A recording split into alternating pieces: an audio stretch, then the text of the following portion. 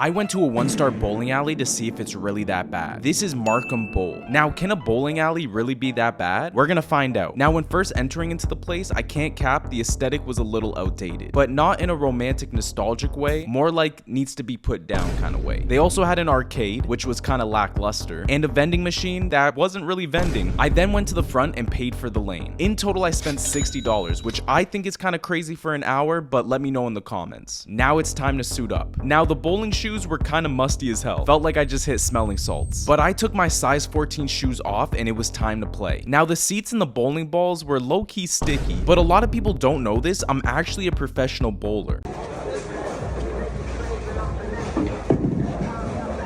There is a reason why they called me Ball Lal in high school.